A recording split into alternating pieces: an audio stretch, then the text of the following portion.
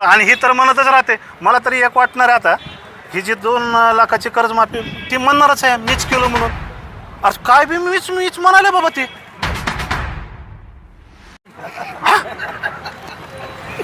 प्रत्येक वेळेस तुम्ही मागा आता एक पत्रकार परिषद घेतली, मी एवढे तळे केलं आणि मी तेवढे केले. अरे बाबा केला असशील ना बाबा तू. मग आता ही कर्जमाफी मीच केलं म्हणाल त्यांना उद्या तुम्हाला. मग आता ही कर्जमाफी मीच केलं म्हणाल त्यांना उद्या तुम्हाला.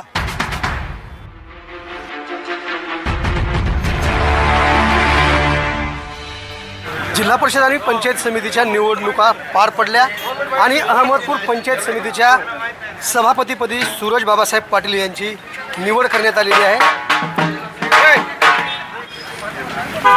जिल्हा परिषद आणि पंचायत समिती निवडणुका पार पडल्या आणि अहमदपूर पंचायत समितीच्या सभापतीपदी सूरज बाबासाहेब पाटील यांची निवड करण्यात आलेली आहे. विशेष म्हणजे बिनविरोध निवड करण्यात आलेली आहे. नेमक्या त्यांच्या काय भावना आहेत हे जाणून घेण्याचा माझा प्रयत्न आहे. प्रथम हे श्रेय यश हे अजितदादांना सर्पण करतो. आणि हे जे महायुतीच्या माध्यमातून मला जी उमेदवारी दिली, त्या उमेदवारीच्या माध्यमातून आणि मागच्या 3 वर्षामध्ये मी ग्रामपंचायतमध्ये खूप कामं केलेली आहेत. त्यामध्ये मला लोकांनी जे आशीर्वाद दिलेला आहे, त्या आशीर्वादाला मी कधी तडा देणार नाही आणि सगळ्यांना घेऊन चालणारा मी काम करणार आहे आणि असंच काम करत राहणार आहे. सभापती पदाच्या खुर्चीवर आपण बसलात. आता पहिलं आणि मोठं काम कोणतं असणार आहे? असे मोठे काम म्हणजे आता काय, सर्वांचे वीर आणि घरकुल हे सर्वात मोठे कामं आहेत. आणि कशा आहेत काय गोष्टी सांगता येत नाहीत. कारण की विहिरीमध्ये, कारण की मी उपसरपंच असताना काय चालू आहे त्याबद्दल मी आता मिटिंग घेऊन ते विहिरीच्या बाबतीत मी मिटिंग लावणार आहे. आणि जेवढं काय जमल ते शेतकऱ्यांसाठी विहिरी आणि घरकुलं हे मंजूर करणार आहे. शेवटचा प्रश्न असणार आहे, उपसरपंच पदावर असताना डायरेक्ट सभापती पदाची सुवर्ण संधी आपल्याला भेटली आहे. नेमक्या नागरिकांच्या अडचणी ज्या आहेत कशा पद्धतीने सोडवणार आहेत? अडचणी काय, उपसरपंच आणि सभापतीमध्ये काय असा काय फरक नाही आहे. जे उपसरपंच या नात्याने मी काम करत होतो तेच हे सभापती म्हणून करणार आहेत. थोडंसं काम करणारे जास्त संधी भेटणारच आहे आणि जास्त कामं होणार आहेत.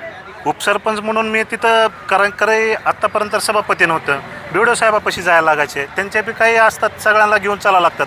पण आता मी स्वतः तिथं खुर्चीवर बसलेलो आहे. मला पण काम करण्याची चांगली आता वेळ भेटणार आहे आणि जेवढी जास्तीत जास्त मला करता येईल मी तेवढं करणार आहे. ग्रामपंचायत, पंचायत समिती, कृषी उत्पन्न बाजार समिती, जिल्हा परिषद आणि पूर्ण राज्याच्या मंत्रिमंडळापर्यंत आपली पोहोच आहे. म्हणून जनतेला काय सांगणार आहे? आता कसं आहे माहिती आहे का तुम्ही, कारण की काही जण म्हणले की ह्यांनाच घराणीशाही. मग जे काय म्हणले तुम्ही सगळेजण माझ्यासोबत शिरूरला या. आणि माझ्या काळामध्ये मी किती बजेट आणलं आहे आणि किती कामं झालेत हे सगळ्यांना मी तुम्हाला सोबत घेऊन, आणि ज्यानं म्हणले ह्यांनाच का पद येऊन दाखवितो, मी सोबत चला रोड दाखवितो, काय कामं केले ते दाखवितो.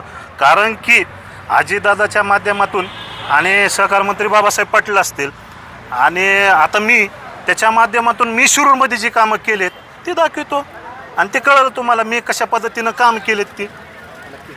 तर हे होते माझ्यासोबत सभापती म्हणून ज्यांची निवड करण्यात आलेली आहे सूरज बाबासाहेब पाटील. आणि विशेष म्हणजे नक्कीच हां नक्कीच सोबत सगळेजण मला घेऊन पत्रकार परिषद घ्यायची होती. यांनाच घराणेशाही का हेच का त्याच्या म्हणून मला काय जास्त मला त्यावेळेस मी बोलणार नव्हतो. पण चला सगळेजण सोबत, मी प्रत्येक ज्या मी 3 वर्षामध्ये काय कामं केले ते दाखवतो तुम्हाला सोबत घेऊन. चला दाखवा. आणि ही तर म्हणतच राहते. मला तरी एक वाटणार आहे आता, ही जी 2 लाखाची कर्जमाफी ती म्हणणारच आहे मीच केलं म्हणून. अरे काय बी मीच म्हणाले बाबा ती. प्रत्येक वेळेस तुम्ही मागा आता एक पत्रकार परिषद घेतली, मी एवढे तळे केलं आणि मी तेवढे केले. अरे बाबा केला असशील ना बाबा तू. मग आता ही कर्जमाफी मीच केलं म्हणाल त्यांना उद्या तुम्हाला. हां चला. येणाऱ्या काळामध्ये निश्चितच सभापती या पदाच्या माध्यमातून सूरज बाबासाहेब पाटील कशा पद्धतीने काम करणार आहेत हे सुद्धा तुम्हाला पाहायला मिळेल आवाज बहुजनांचा न्यूज लाईव्हच्या माध्यमातून. ताजे आणि महत्त्वाचे अपडेट पाहण्यासाठी पाहत रहा आवाज बहुजनांचा न्यूज. शिवाजीराव गायकवाड, अहमदपूर, लातूर. आवाज बहुजनांचा.